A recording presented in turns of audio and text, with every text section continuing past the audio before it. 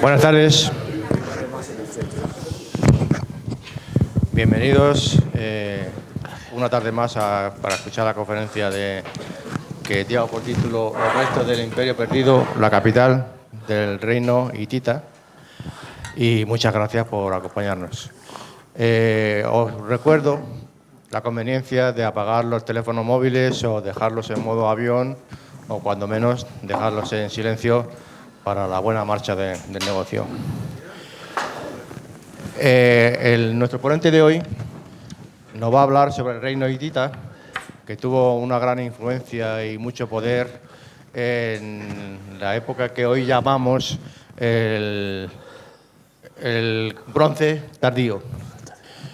Los hititas se expandieron por la península de Anatolia y el sur de Siria desde los siglos XVII al XII de nuestra era, y ya prácticamente desde el principio establecieron como su capital la ciudad de Hattusa. En el 1200 antes de nuestra era, de forma sorprendente, desapareció prácticamente el reino hitita y su recuerdo prácticamente desapareció hasta que en 1907 de esta era se descubrieron las ruinas de la ciudad y entonces se ha vuelto a coger la actualidad.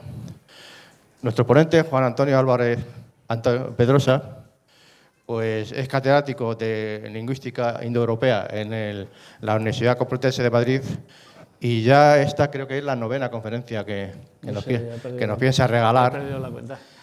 Y a mí me gusta comentar siempre, porque es curioso, la gran aceptación que tiene sus conferencias en nuestro canal de YouTube de la Universidad Popular por el número, repito, sorprendente de visitas que recibe. Y yo pienso callarme para que hablen los que saben. Juan, como siempre, ya sabes, estás en tu casa, cuando quieras puedes comentar. Vale.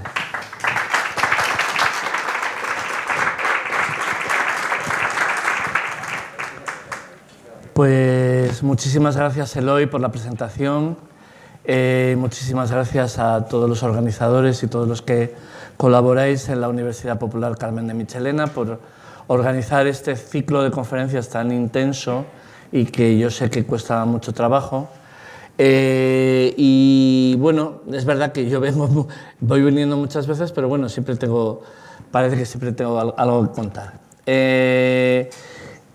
Relativo a los hititas, es verdad que además es uno de los temas de líneas de investigación que yo he tenido en la universidad y nunca había hablado nada específicamente de ellos aquí, así que bueno, no está mal que me estrene con digamos, lo más conocido de los hititas, que es su capital, y veremos ahora por qué. Bien, ¿de qué estamos hablando cuando hablamos de Hattusa? Hattusa es el nombre histórico, o sea, el nombre que tenía la ciudad en el pasado, en la época en la que fue capital del Imperio hitita, como muy bien ha dicho Eloy, entre el siglo XVII más o menos antes de Cristo hasta el 1200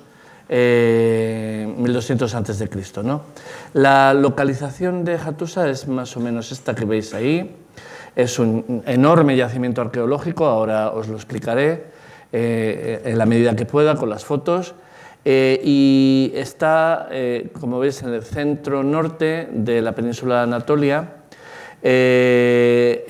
a unos 150 kilómetros al este de la actual capital de la República de Turquía, que es Ankara. Ya sabéis que todo el mundo piensa que Estambul, digamos, sigue teniendo la capitalidad cultural y económica, pero por una decisión del fundador de la República Turca, de Kemal Atatürk, se trasladó la capitalidad política al centro de Anatolia, una zona, digamos, más despoblada o más descuidada desde el punto de vista político y cultural, a Ankara, que es una ciudad muy antigua, una ciudad de época romana.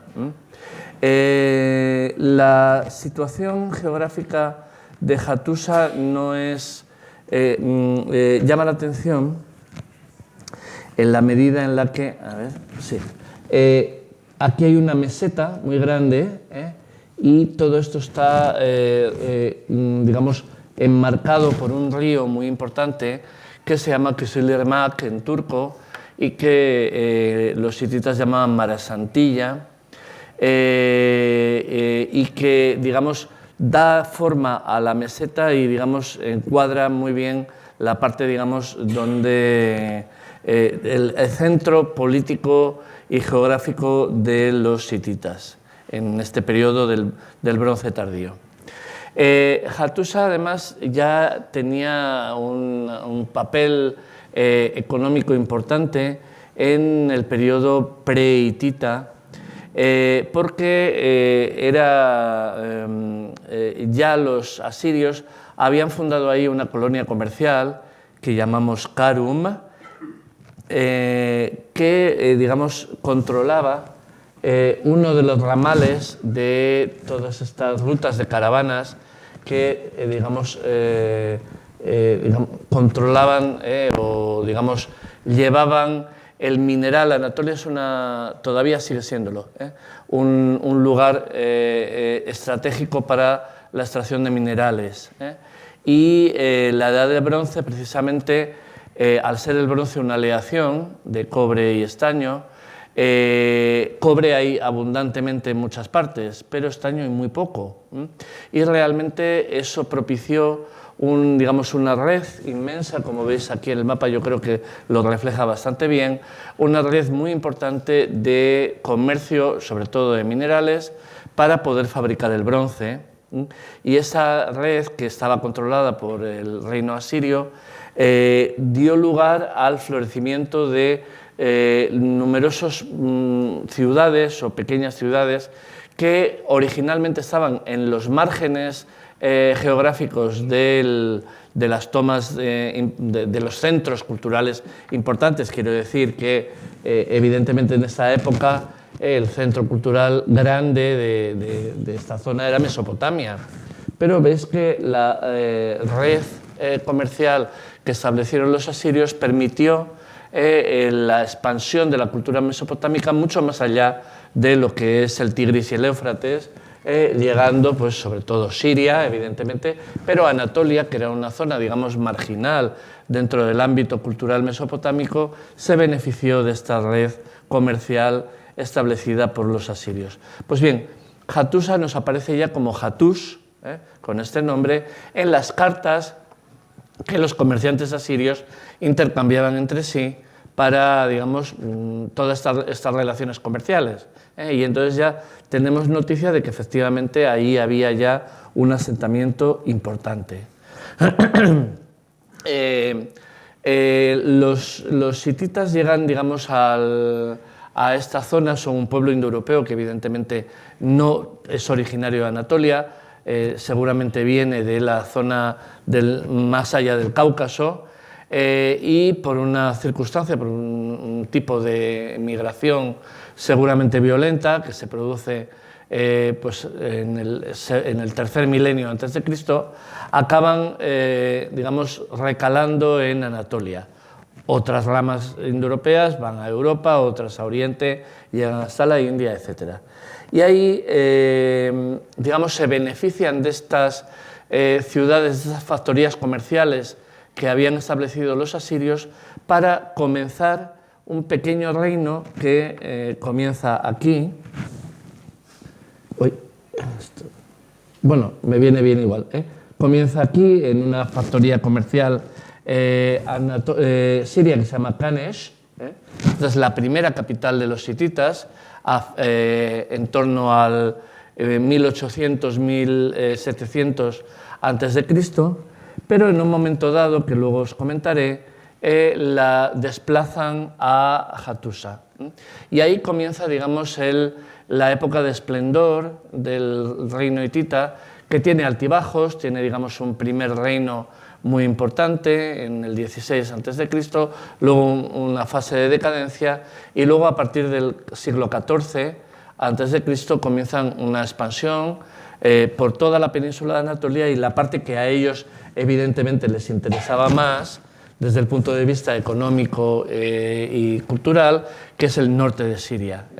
Ellos, digamos, eliminan o hacen caer un reino muy importante que estaba establecido ahí, llamado Mitanni, y de la fractura o de la, digamos, ruina del reino de Mitanni, ellos, digamos, construyen un mal llamado imperio, porque en realidad se trata de una estructura mucho más parecida al feudalismo que a otra cosa, es decir, con una especie de controles a base de vasallaje, de tratados de, digamos, de rendimiento de cuentas de reyes vasallos, etc.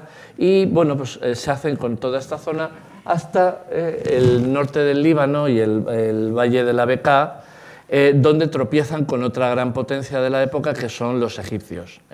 Se produce la famosa batalla de Kadesh, que las fuentes siempre dicen que ganaron los egipcios, pero no es verdad, la ganaron los hititas, porque evidentemente si no, los egipcios hubieran seguido subiendo por la costa siro-palestina. Pero bueno, yo lo que os quiero mostrar es, digamos, la extensión de esto que convencionalmente llamamos imperio hitita, para ver, digamos, de qué estamos hablando. No es exactamente un imperio, digamos, la ideología imperial viene mucho más adelante, viene seguramente con el imperio de los aqueménidas en Persia, en el siglo VI a.C., cuando ya se crea la ideología de un gobierno mundial, de un gobierno que gobierna al mundo entero, y ese es, digamos, el nacimiento de la ideología imperial que luego heredan los romanos fundamentalmente, ¿no? En esa época no hay nada de eso, hay, digamos, un gobierno de zonas con muchos problemas porque, además, digamos, los hititas siempre se enfrentaron a un mal control de esta zona, donde había un pueblo semisalvaje llamado Gasgas, que siempre mantuvo en jaque a los hititas y sobre todo que, digamos, hizo peligrar la capitalidad de Hattusa en 2 ocasiones, como luego veremos. Bien. De los hititas desaparecen, el reino hitita desaparece, como ya se ha dicho, en 1200 a.C. por causas muy variadas que todavía estamos discutiendo. Se habla de los famosos pueblos del mar, pero hoy en día ya es una teoría más o menos desacreditada, y parece que los propios problemas internos del imperio hitita hacen que desaparezca, y desaparece hasta tal punto de que realmente nunca más se vuelve a saber de él. O sea, perdemos la pista histórica completamente de los hititas hasta que se redescubren o se descubren por una serie de casualidades históricas y arqueológicas a finales del siglo XIX. El primero que vio ahí algo fue un explorador francés llamado Charles Texier, que se encontró con el santuario rupestre de Yassilicaya. Él estaba buscando ruinas del periodo frigio y era muy buen dibujante. Y aquí veis el dibujo que hizo de una parte del santuario de Yassilicaya, del que hablaremos luego, para que veáis cómo está ahora. Perdón, siempre me confundo.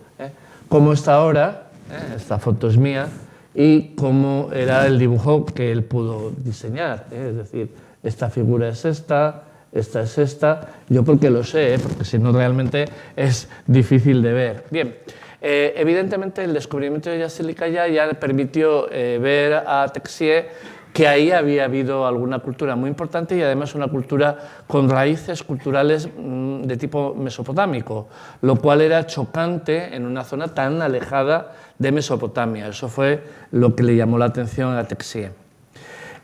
Posteriormente también se descubrió, también por tráfico de antigüedades, bueno, eso todavía el problema lo seguimos teniendo igual, pero bueno, un numismático de Constantinopla se compró este sello pensando que probablemente era una falsificación, y hoy en día sabemos que es de un rey vasallo de los hititas del país de Mira, que estaría a ver, aquí, en esta zona. Mira, el país de Mira, Kubalilla, y bueno, pues evidentemente da una iconografía, un tipo de escritura también, que se corresponde justamente con el periodo de mayor poder de los hititas.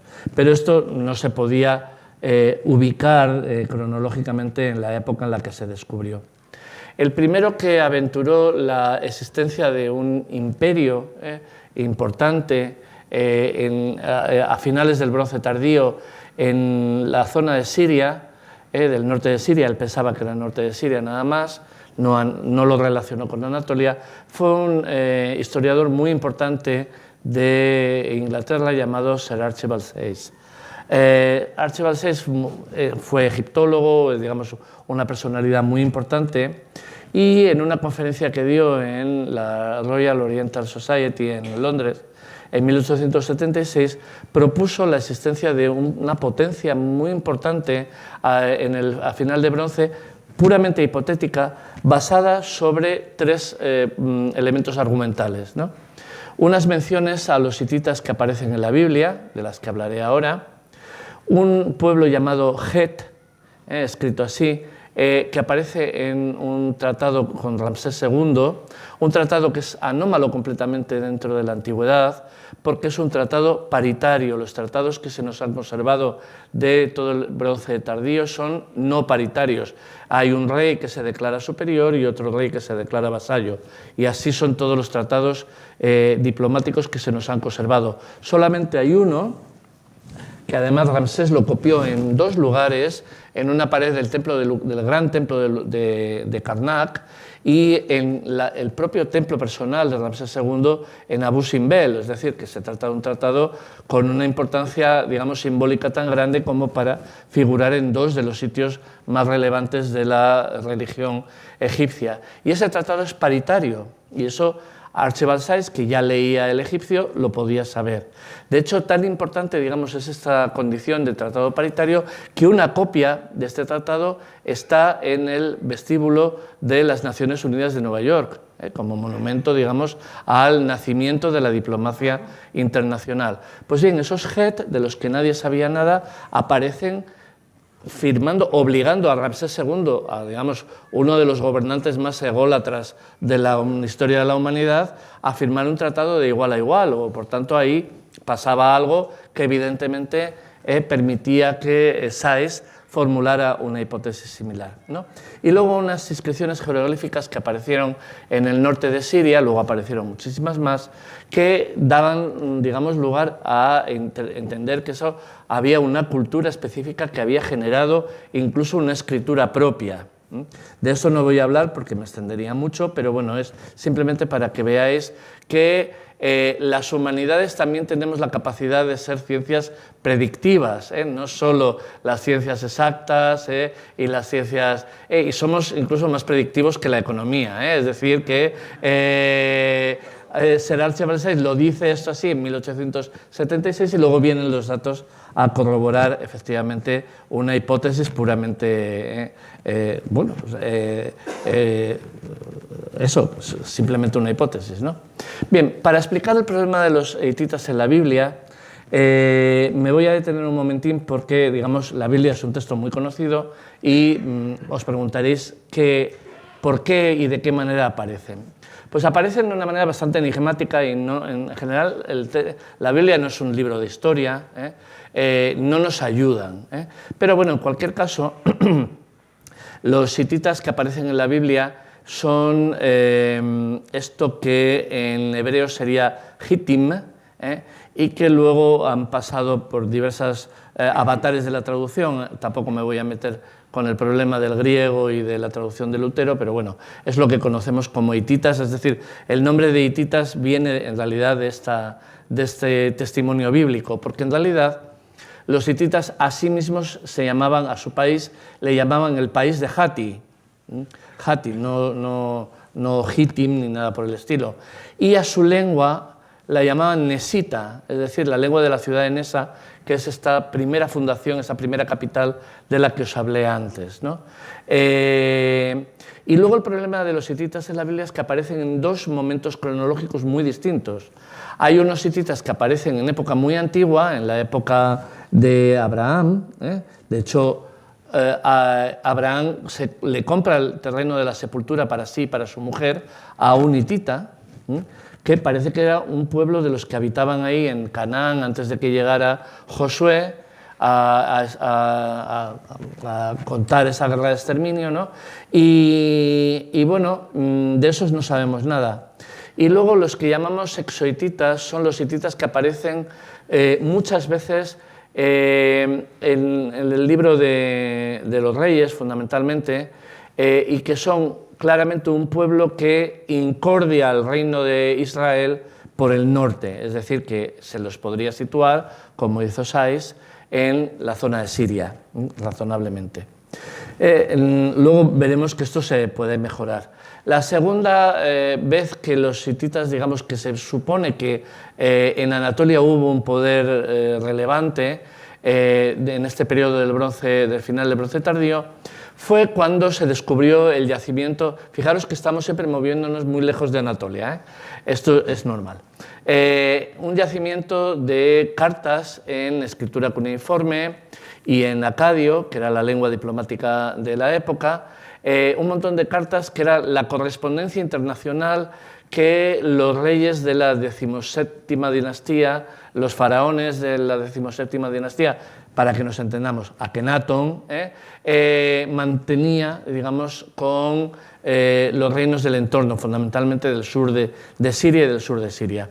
Esas tablillas aparecieron todas ellas cuando se descubrió la capital de Akenatón, que llamamos Tel el Amarna, que era esa ciudad nueva que él creó para, digamos, esa especie de renovación religiosa y política del imperio egipcio. Y ahí aparecieron, todas las cartas están, como os he dicho, en acadio, pero había dos en una lengua que no se conocía.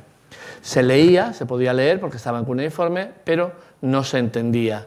Y por, digamos, algunos elementos de las cartas, hubo un señor noruego que dijo que estas cartas eran de un pueblo indoeuropeo radicado justamente en Anatolia. Y el hombre, la verdad es que llevaba razón. Lo que pasa es que no se pudo demostrar hasta más tarde. Bien, que algo había en la zona de la que luego os hablaremos, que la capital de Hattusa se ve a simple vista. Quiero decir que cualquiera que haya viajado por ahí, uno se da cuenta de que ahí es un lugar, digamos, tan espectacular desde el punto de vista geográfico y físico que realmente llama la atención. De modo que era verosímil que ahí hubiera algo. De hecho, si os recordáis, este primer explorador francés, Charles Texier, iba buscando allí restos del reino frigio. Y hubo un primer, digamos, intento de aproximación a las ruinas de Boiscueil por este señor llamado Chantre, y lo que pasa es que tuvo la desgracia de encontrarse con una epidemia de cólera y luego las relaciones entre el Imperio Otomano y Francia en ese momento no eran la mejor y se desató la sospecha de que Chantre colaboraba con los nacionalistas armenios, así que el hombre se tuvo que ir. Y realmente la excavación no llegó hasta un acuerdo político de gran envergadura entre estas dos personas, ¿no? El sultán Abdulhamid II, que fue un sultán que reinó mucho, tuvo un reinado muy largo, caracterizado por una voluntad, una cierta voluntad, vamos a decirlo así, de modernizar y occidentalizar el Imperio Otomano. Fundamentalmente esa occidentalización era en clave interesada para renovar y modernizar el ejército de un imperio que estaba, digamos, acosado por todas partes porque, digamos, de las ruinas del Imperio Otomano nació, como quien dice, media Europa, en media África y medio Asia central, vamos, medio Próximo Oriente. Entonces él lo que necesitaba era, digamos, un apoyo de modernización fundamentalmente tecnológica y militar que en este momento se la podía proporcionar de manera muy fácil y cómoda a Alemania. En este momento en Alemania reinaba el Kaiser Guillermo II, que da la casualidad de que era un orientalista de afición. O sea, le interesaba mucho la historia de Oriente Próximo, la arqueología de este periodo, viajó muchas veces a Oriente Y no sé si habéis estado alguna vez en Estambul, en la plaza esta de Hipódromo.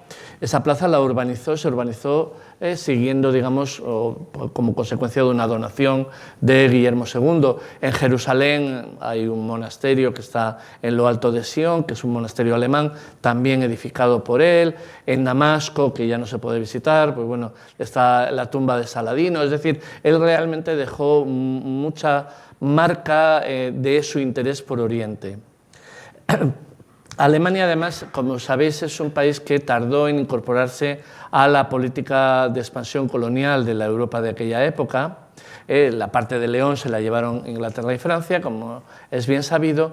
Entonces, digamos, una faceta de... A nosotros eso ahora ya nos llama nos extraña, pero una faceta de la política colonial era también la política colonial museística, es decir, de qué manera... digamos, se traen antigüedades de diversas partes del mundo a los grandes museos de las capitales de las potencias coloniales. Simplemente basta referirse al British Museum o al Museo del Louvre para darse cuenta de lo que estoy diciendo. Es decir, son museos creados a base de explotación colonial. Entonces, Alemania quería también su parte. Entonces, bueno, una manera de obtener esa parte, digamos, de expansión colonial arqueológica era llegar a un acuerdo con el sultán de Constantinopla.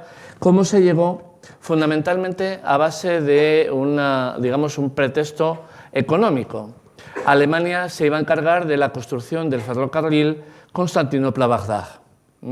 Y eso llevaba una serie de contrapartidas, fundamentalmente que los oficiales del Imperio Otomano fueran a estudiar a las academias militares alemanas y que Alemania obtuviera concesiones de excavaciones arqueológicas. Un acuerdo, digamos, muy notable. Bien, así que entonces la primera gran excavación en el yacimiento de lo que llamamos Hattusa, el nombre del pueblo he referido antes Boğazköy es el nombre del pueblo que está al lado de Hattusa, esto que se ve aquí. Un pueblecito que en esta época, hoy en día es un pueblo turco, pero hay que recordar siempre que en esta época todo el centro de Anatolia, todos los pueblos pequeños del centro de Anatolia no eran de población turca, eran de población mixta, mayoritariamente griegos, ortodoxos, de lengua griega, armenios y bastantes judíos, y que se regían por un sistema muy peculiar que desarrolló el Imperio Otomano, por el cual cada comunidad tenía su juez, su legislación y su autonomía religiosa. Eso terminó con el propio nacimiento del nacionalismo armenio por un lado y del nacionalismo turco por el otro, y eso culminó con el gran genocidio armenio de 1917, pero bueno, en este momento, en este pueblo básicamente lo que vivían eran griegos, gente de lengua griega.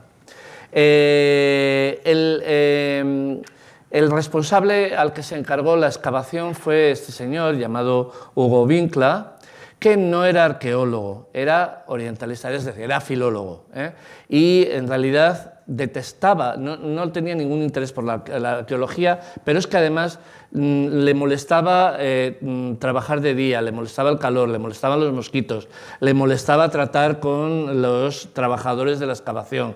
Él en realidad lo único que quería era que le trajeran tablillas a su despacho, digamos, a su casa del pueblo, donde por la noche leía y veía lo que... Entonces, es una excavación muy mal hecha, esas dos primeras campañas de 1906 y de 1911 son muy modelos que se suelen poner de campaña arqueológica mal hecha, en una época en la que ya había fotografía, ya se podía fotografiar todos los elementos descubiertos. No tenemos ninguna fotografía, tenemos por casualidad esa que os he puesto ahí, pero es realmente una casualidad. Se trabajaba además a destajo, recompensando a los trabajadores que trajeran tablillas, con lo cual la consecuencia era que muchas veces rompían la tablilla en dos para recibir doble recompensa. No hay constancia de dónde han aparecido y de qué manera han aparecido las tablillas. Fijaros que en esta misma época ya, cuando se descubre el archivo de Nínive, ya se puede documentar de qué manera estaba colocada la biblioteca, porque, digamos, los edificios cuando caen de una manera determinada y las cosas, digamos, quedan, aunque queden aplastadas en el suelo, digamos, se puede reconstruir hacia lo alto cuál es la disposición original de los elementos. Nada de esto se hizo aquí, con lo cual tenemos que las primeras 10.000 tablillas que aparecieron en estas primeras excavaciones, sabemos vagamente de qué zona de la ciudad viene. La ciudad es muy grande, como os voy a ahora contar, pero realmente no tenemos los detalles. La excavación ha seguido siendo alemana hasta hoy en día, es decir, ese convenio inicial de Guillermo II y Abdülhamid II no se ha roto, simplemente se tuvo que interrumpir, obviamente, durante la Primera Guerra Mundial, y durante la Segunda Guerra Mundial también.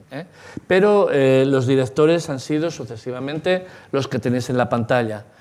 Arqueólogos muy notables. Kurt Vittel, Peter Neffe, Jürgen Sea y actualmente este señor con esta cara tan sonriente y simpática, que se llama Schachner. Bien. Y claro, se trata de una excavación que, a diferencia de la inicial, la llevada a cabo por Kurt Vittel, es una excavación enormemente científica y muy cuidadosa. Y ha dado lugar a realmente hallazgos muy notables. Bien, voy a centrarme en el yacimiento en sí. El yacimiento está en un lugar realmente llamativo. Es una cadena de montañas, la separa de la Anatolia Central. Es una meseta muy fértil, porque uno piensa siempre en el centro de Anatolia como si fuera una estepa, y no lo es una zona, digamos, muy cultivada, muy fértil, y la ciudad está rodeada por dos barrancos que permiten una defensa natural, y luego lo que tiene es una diferencia muy grande de altura entre la ciudad baja y la ciudad alta. Y dentro de la ciudad alta, como vamos a ver ahora, hay el elemento, digamos, que sobresale, que es esto, que es la Acrópolis. Fijaros, digamos, la altura que tiene la fotografía no cubre todo el yacimiento, no hay manera, o sea, quiero decir que solamente con una fotografía aérea se podría hacer, digamos, dar la medida de toda la extensión del yacimiento. Dentro de él hay que moverse en coche, para que os hagáis una idea. Es decir, realmente ni siquiera andando uno lo puede ver entero. Al fondo, como veis, está el pueblo de... Hoy en día se llama Boascalé, pero era lo que antiguamente se llamaba Boasqueuil. Bien, la capital de los hititas está ahí desde el siglo XVII a.C., cuando la traslada a un rey llamado Hattusili I. Y desde entonces es la capital, digamos, administrativa, religiosa e identitaria del reino hitita, como hemos dicho, ¿no? Y ahora vamos a ir describiendo los elementos que la caracterizan. Una de las cosas que llama la atención es que en la parte, digamos, que no está defendida de manera natural, es decir, la parte que no da a los barrancos, que son barrancos, digamos, no son pequeños, realmente tienen una altura muy grande, está amurallada, con un tipo de muralla característica del bronce tardío que, por ejemplo, se puede ver muy bien en otras ciudades de la época, que tienen relación cultural también con la capital de los hititas. Me estoy refiriendo en concreto a Troya. La muralla de Troya 7A es muy parecida a la muralla que nosotros podemos detectar o reconstruir en Hattusa. Hay además más de una muralla, es decir, hay una muralla, digamos, externa, perimetral, que afecta a toda la parte que no son los barrancos, como os he dicho, y luego una muralla interna para la Acrópolis, para la parte, digamos, que es el centro político y administrativo. Además, la ciudad tiene 5 grandes puertas, 3 de las cuales son de carácter monumental, que además hay que imaginar que tenían un arco, No eran puertas de dintel, sino puertas de arco. Lo deducimos sobre todo por el tipo de inclinación que tienen las jambas. Veis que algunas de ellas están decoradas, por ejemplo, esta con unas esfinges aladas, realmente muy llamativas, esta que tiene la figura de un rey, y hay otra puerta, la que está en el cartel de anuncio de la conferencia, con leones, es decir, son símbolos apotropaicos, símbolos que sirven para alejar a un presunto enemigo, ¿no? Además de eso, hemos descubierto que en la parte del talud del norte, esto se descubrió en los años 90 del siglo XX, hay una poterna, un túnel que es perfectamente practicable, una persona puede ir, digamos, erguido, no hace falta ir agachado. Hombre, yo soy pequeñito, pero bueno, quiero decir que realmente se puede ir de pie por la poterna que une el interior de la ciudad, la parte norte de la ciudad, con el exterior, seguramente para abastecimiento de agua o una situación, digamos, eventual, bueno, para que, digamos, la gente no tenga que subir todo lo alto de la fortificación y luego bajarlo para abastecerse de agua en el río que está justamente enfrente. Bien, en el mapa de la ciudad, a ver, os voy a intentar hacer... normalmente no me levanto, pero bueno. Como digo, este es el pueblo y esta es la ciudad baja, que se correspondería en el plano con esto. Este sería el pueblo actual. La ciudad baja tiene, digamos, un centro importante que es el gran templo. Luego veremos alguna imagen, ¿no? Esta ciudad baja estaría aquí. Y luego tendríamos este promontorio, que es Viucalé, es decir, la parte de la Acrópolis, y luego una ciudad alta que veremos ahora, que se desarrolla sobre todo en la parte final del reino hitita. Esta es la muralla de la que os he hablado con la salida de la poterna. Y los barrancos, veis que se ven muy bien por este lado y por este, es decir, zonas que no necesitan estar amuralladas porque ya tienen una defensa natural. Es una disposición curiosa, la de esta ciudad con dos núcleos de poder, el del templo y el de la Acrópolis. Vamos a empezar por la Acrópolis. Tenéis ahí una fotografía de más o menos lo que se ve hoy en día. Un lego, digamos, no ve nada más que los cimientos y no se ve gran cosa. En ese sentido, yo agradezco mucho siempre a los que hacen reconstrucciones en 3D de las ruinas, porque realmente es la manera en la que uno se hace idea de lo que realmente allí había. Y veis que la Acrópolis tiene su propia fortificación, veis las propias murallas de ese entorno, un patio central importante, bueno, hay varios patios, también hay piscinas rituales, la purificación ritual era muy importante para los hititas, y en uno de estos laterales, en uno de estos almacenes, fue donde se aparecieron uno de los núcleos más importantes de tablillas de la primera excavación, de la excavación de Vincla. Apareció ahí. Uno podría imaginar que son tablillas relacionadas con la administración del reino. Pues no, hay de todo tipo, literarias, rituales, no hay una asociación clara entre digamos, ese núcleo de gobierno y los textos que aparecen en esa Acrópolis. En cuanto al templo, fijaros, visto desde el otro lado, la foto que os enseñé estaría hecha desde aquí. Ahora veis la extensión enorme que tenía el gran templo. El templo estaba dedicado a la divinidad tutelar de los hititas, que era el dios de la tempestad. Hay que pensar también en lo que es una tormenta, cuando te pilla una tormenta en descampado en el centro de Anatolia, para darse cuenta de que tiene bastante sentido. Veis también un lienzo de muralla que reconstruyeron los arqueólogos alemanes un poco para potenciar, para dinamizar el turismo de esta zona, porque bueno, si uno no ve nada más que pedruscos en el suelo, pero bueno, ya si ve un trozo de muralla parece que se anima uno un poco más, ¿no?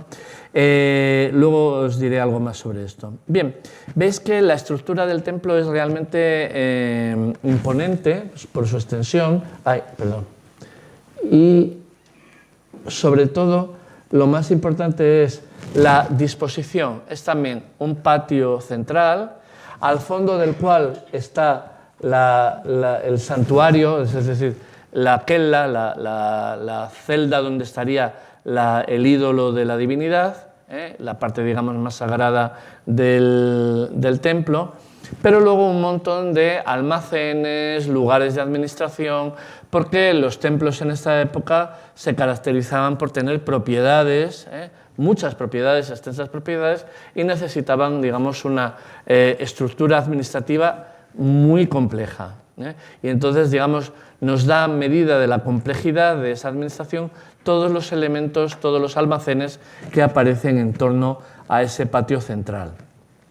Además, en una de las zonas del templo hay una piedra cuadrada verde, de color verde, muy curiosa, que no sabemos qué funcionalidad cultural tenía, pero realmente es una cosa que llama mucho la atención. Podría haber puesto una fotografía, pero bueno. A pesar, como veis, de las defensas naturales tan buenas que tenía la ciudad se tuvo que abandonar en 2 ocasiones. Bueno, y la tercera, la definitiva, ya la que nunca más se volvió a habitar. Pero durante un periodo, durante el Reino Medio, el ataque de los gasas fue tan intenso que se abandonó la capital provisionalmente, pero el problema más gordo fue cuando hubo que, en el primer cuarto del siglo XIII a.C., un rey llamado Muwatalli II tomó la decisión de abandonarla, y no solo abandonarla, sino trasladar la capitalidad del imperio al sur de Anatolia. Si vuelvo muy deprisa, a una ciudad que no hemos localizado, pero que más o menos suponemos que estaría por aquí. De hecho, este mapa la sitúa como si supiéramos dónde está, pero no lo sabemos. Pero ellos hablan siempre del Reino del Sur y hay que entender que para ellos, lógicamente, esto es el norte, esto es el sur, la Tierra Alta, la Tierra Baja, y ahí establecen una nueva capital donde no solo, digamos, encuentran un refugio temporal para estos ataques de los gasgas, sino que parece que la intención de Muwatalli era dejar ahí establecida definitivamente la capitalidad, porque dice que traslada la capital junto con los dioses tutelares de la ciudad, y eso ya indica que efectivamente el traslado iba en serio. Esto luego causó muchos problemas, como luego os diré. Un sucesor de Muwatalli II, llamado Hattusili III, que era además un usurpador, devolvió la capitalidad a Hattusa en la idea de, así él le había quitado el trono a su sobrino, para resumir una historia un poco más complicada, ¿no? Ese retorno a la capitalidad a Hattusa le reforzaba su legitimidad, que de alguna manera él encontraba que tenía problemas. Pero el problema es que ese golpe de Estado y ese retorno a Hattusa abrió la puerta a una guerra civil entre el país alto y el país de abajo, el país del sur, de Tarhuntasa, porque ellos seguían reclamando la legitimidad de su reinado. Y esto, digamos, 3 generaciones más tarde, acabó realmente con el reino. Es decir, se sumió en una inestabilidad tan grande al reino hitita que fue una de las causas de su desaparición. Aquí tenéis una foto con la Puerta de los Leones, y veis muy claramente la orientación de las jambas, con lo cual hay que suponer que efectivamente esto no era en dintel sino en arco. Bien, uno de los últimos reyes hititas, el hijo de Hattusili III, del que acabo de hablar, se llama Tudhaliya IV. Y Tudhaliya IV tiene una presencia muy grande en Hattusa porque a la política, digamos, de relegitimación de su padre añadió una resignificación cultural y religiosa de una parte de la ciudad. Reconstruyó, digamos, una parte cercana a la Acrópolis con un santuario y una piscina ritual y tal, pero sobre todo aquí tenéis, esta es la representación de Tudhaliya IV con su ideograma en esa escritura de la que hablé antes. Es además una persona que no solo quiere una restauración física de la ciudad de Hattusa, sino una restauración, digamos, cultural en todos los sentidos, con lo cual ordena copiar documentos antiguos para que haya copias más recientes y que la biblioteca, digamos, esté más cuidada. Y lo que más interesante del reinado de Tudhaliya IV desde el punto de vista urbanístico es esta resignificación de todo el norte de la ciudad, donde construye hasta 28 templos nuevos. Esto es muy llamativo. Este es el aspecto que uno ve de esa zona, y si voy al mapa, para que lo veáis un poco mejor, se trata de todo esto. Todo esto es un barrio con casas, porque había casas, pero 28 templos. Me diréis, bueno, 28 templos son muchos templos. Bueno, los hititas se llamaban a sí mismos el país de los 1000 dioses, ¿eh? Y no es casualidad, es que aparte de tener muchas advocaciones de cada una de las divinidades, luego tenían, digamos, una ideología incorporacionista con respecto a todas las divinidades de los enemigos. Es decir, ellos tenían rituales específicos para llamar a los dioses de los enemigos para venir a abandonar a los enemigos y pasarse del lado propio, de la manera que tenían ellos de derrotarles, pero ese venir a la tierra propia implicaba una promesa de culto y construcción de templo, de modo que tiene sentido, digamos, toda esta exuberancia de 28 templos, son muchos templos, para alojar a los dioses de los enemigos una vez que se les atraía a tierra propia, ¿no?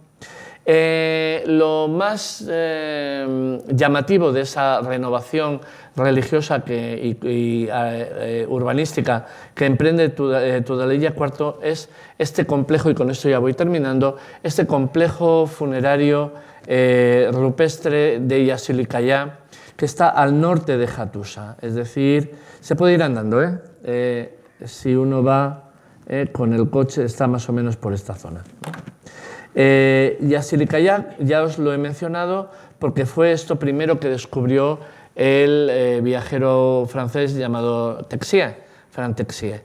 Y más o menos uno se encuentra con esto, esta fotografía creo que sí que es mía, cuando llega al lugar, y está caracterizado por dos partes, dos cámaras.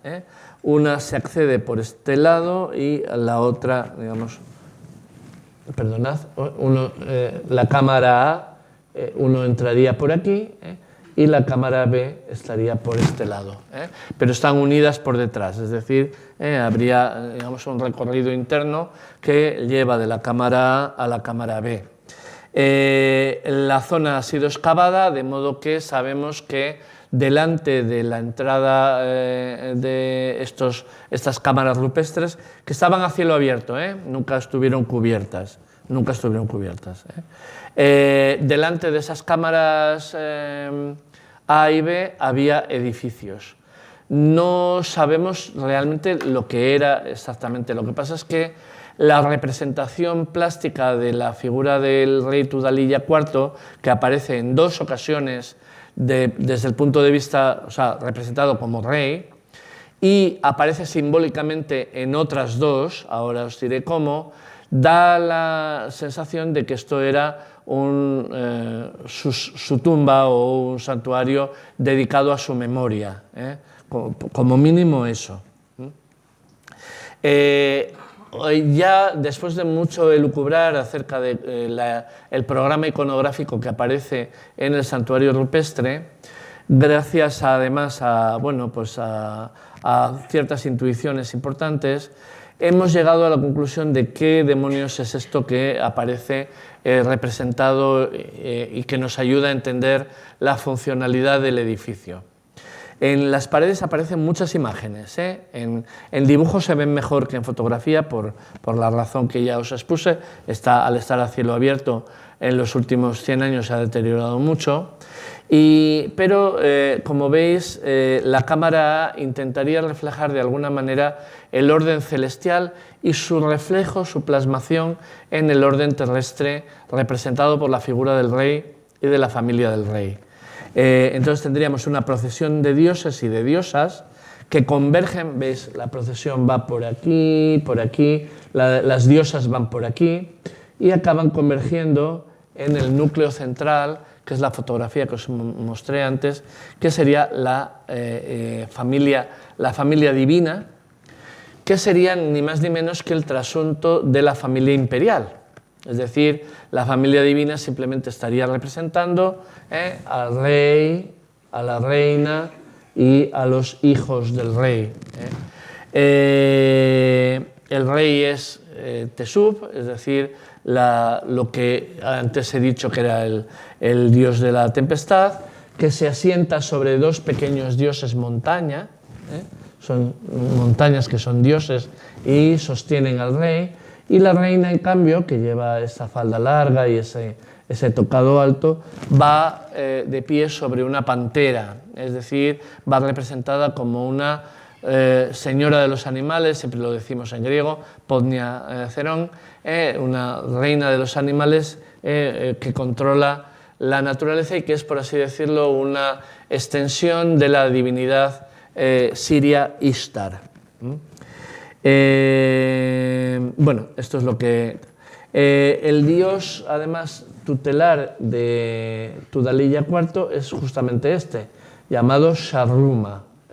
Sharruma, de modo que este Tesub representaría seguramente al padre de Tudhaliya IV, Hattusili III, la reina, esta Ishtar, representaría a la madre de Tudhaliya IV, que reinó como regente cuando él era joven, llamada Pudujepa, y el propio dios tutelar de Tudhaliya IV le representaría a él, es decir, la familia divina estaría representada, sería simplemente un trasunto de la familia divina.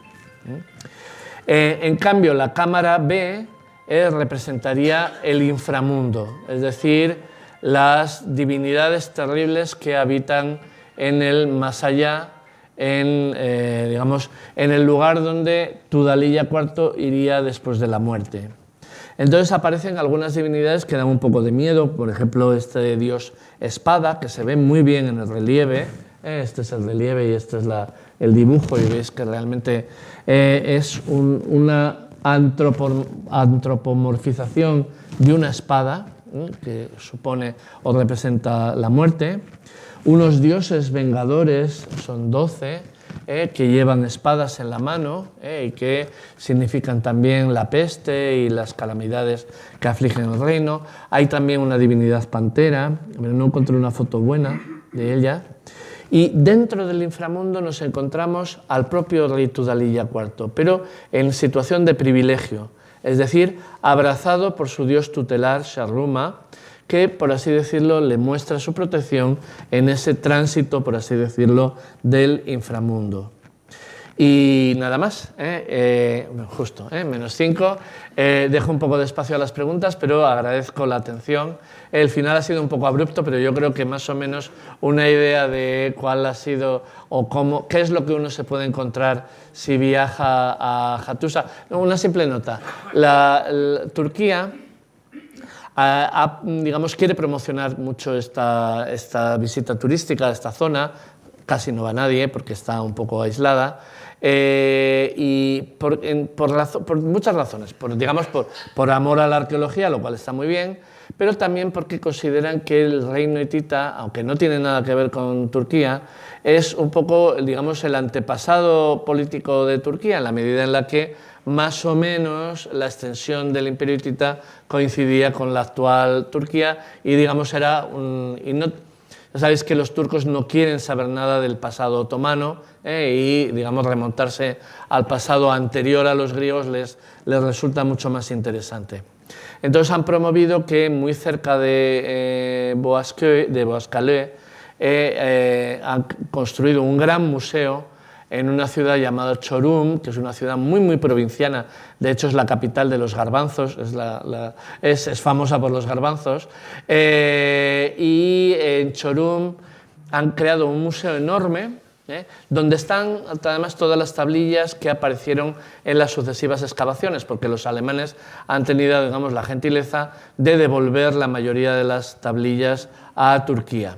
Esto no es lo normal, y entonces todas están centralizadas ahora en Çorum, de modo que Çorum se constituye como una especie de la capital, digamos, cultural de la zona, con, digamos, esta referencia al pasado del Imperio hitita. Nada más, pero era solamente una nota.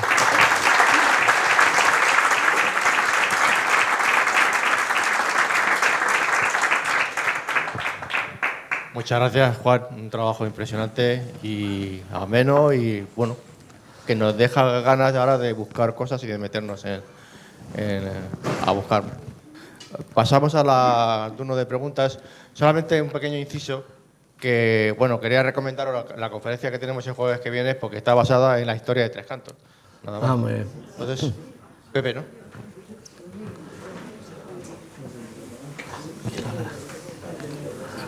La verdad es que en toda esta época es muy interesante la del reino hitita.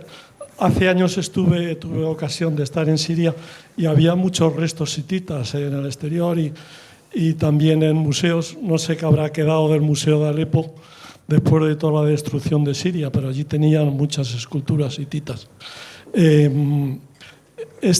La verdad es que el reino hitita estuvo a punto de conquistar Egipto, ¿no? En la época de Tel el Amarna. Tanto casi como conquistarlo, no, nunca. Yo creo que nunca se plantearon una cosa así. Lo que pasa es que lo que sí estaba abierta era la disputa por todo el control de la costa de Siria y Palestina. Eso sí. Al final, bueno, se llegó a esa especie de statu quo por el cual Biblos, del valle de la Bekaa para abajo era, digamos, de control egipcio y el norte de control hitita. Pero el final del reino hitita, ¿a qué se debió? ¿A la rivalidad con el mundo micénico que terminó con la guerra de Troya? ¿O a los asirios que les iban quitando las fuentes del cobre poco a poco? No hay ningún problema, digamos, diplomático externo. Con los asirios hay problemas en la época de Tudhaliya IV, pero no parece que haya habido ningún estrangulamiento económico, más bien al contrario. El problema es que parece que realmente el imperio se agota en sí mismo. El programa de reconstrucción de Tudhaliya IV invierte una cantidad tan grande de dinero que realmente no se puede mantener el imperio con los recursos que tenían, y luego la guerra civil con el reino del sur provoca un debilitamiento muy grande del imperio. Es posible que haya habido algún tipo de invasión, ya no hablamos estrictamente de los pueblos del mar, pero la guerra de Troya, los troyanos eran aliados de los hititas. La guerra de Troya se produce un poco antes, es decir, que si damos crédito a la destrucción, a fijar como, digamos, base histórica para la narración literaria de la destrucción de Troya, la destrucción de Troya 7A, se produciría, esa destrucción se produciría bajo el reinado de Hattusili III, es decir, 3 generaciones antes de la desaparición de Hattusa. Luego, por tanto, no tienen que ver de manera directa. Por otra parte, el problema fue que uno de los primeros directores, o sea, Kurt Bittel, interpretó que había restos de construcción y de madera quemada en uno de los estratos que él excavó en la ciudad sur. Pero los sucesivos arqueólogos han demostrado que no hubo una destrucción por incendio de Hattusa, sino que más bien la destrucción vino por abandono de los habitantes. Los habitantes abandonan la ciudad y marchan a donde sea, y la ciudad acaba siendo ocupada por merodeadores que, digamos, la van deteriorando, etcétera, hasta que realmente fijaros, el tamaño tan grande que tiene una ciudad de esa dimensión necesita un mantenimiento edilicio importantísimo, eso no se mantiene solo. De modo que, claro, si la gente rica se ha ido y los merodeadores acaban entrando dentro de la ciudad, aquello ya no se sostiene, se abandona. Y ese es realmente el motivo que hoy en día suponemos de la destrucción de la ciudad. Bien. ¿Alguna pregunta más, por favor? Pues nada. Pues, muchísimas gracias. ¿Te has quedado a medias? Sí. Quería preguntar sobre lo que has comentado antes de las referencias que tiene la Biblia sobre algún término de pueblos parecido al nombre a los hititas, ¿no? Realmente el único reino que tuvo importancia histórica fue el reino de Israel, ¿no? Del norte. Y bueno, el de Judá también fue importante. El reino de Judá, que era tributario, realmente fueron los que luego escribieron la Biblia. Puede ser que, bueno, que confundiesen a los asirios que conquistaron o devastaron bastante del reino de Israel y se lo llevaron a toda la clase dirigente hacia Nínive, y luego la Biblia que escribieron el pueblo de Judá les sonaba aquello como... A los asirios los confundieron con los hititas. No, hombre, porque cuando hablan de los asirios saben perfectamente quiénes son, y de hecho los asirios terminan conquistando Jerusalén. O sea, a los enemigos no se les puede confundir tanto como para no identificar al propio que conquista Jerusalén.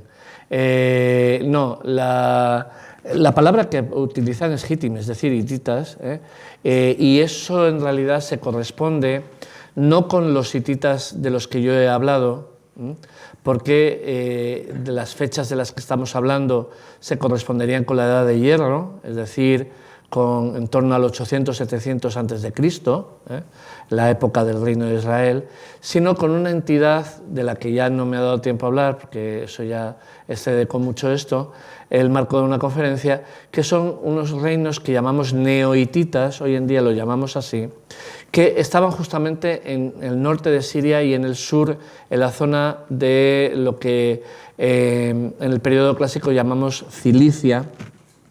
Si vuelvo al mapa siempre es más fácil. Los reinos neohititas ocupan, son un montón de reinos, el más importante de los cuales es Alepo y sobre todo Carchemish.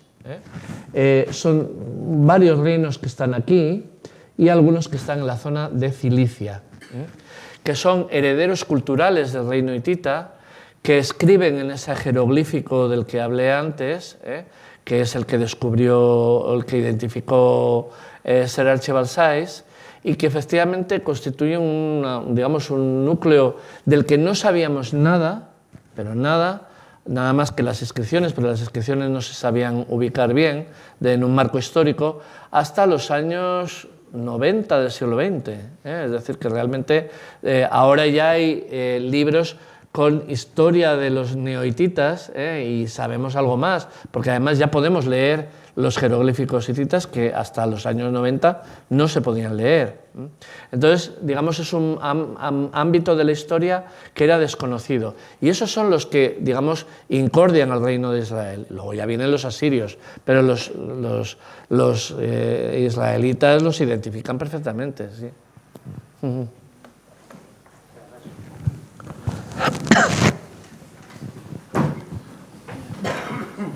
Muchas gracias, Juan. Realmente es un gusto escucharte.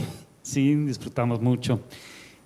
Haciendo un poco relación a la pregunta anterior, ¿no? Dices que en la Biblia ponían en Génesis, ¿verdad? La primera referencia a los hititas, y después el libro de Job, que se entiende que es uno de los primeros libros que se escribió, que se entiende. Y después el libro de los reyes, pero el libro de los reyes es bastante posterior, o sea, los reyes están entre el 800 y el 580, sí. Entonces quizá en el libro de los reyes hace referencia a estos neohititas. Sí, exacto, eso es lo que he dicho, sí. Yeah. Sí, como hay dos marcos cronológicos completamente diferentes en los que se menciona la misma palabra, hitim, hititas. Uno es en Génesis, la más antigua es la referencia a la tumba de Abraham, pero luego aparecen más, y uno deduce que es la gente que habitaba Canaán, uno de tantas tribus, y que probablemente no tiene nada que ver ni con hititas, ni con neohititas, ni nada de nada. a gente que estaba ahí.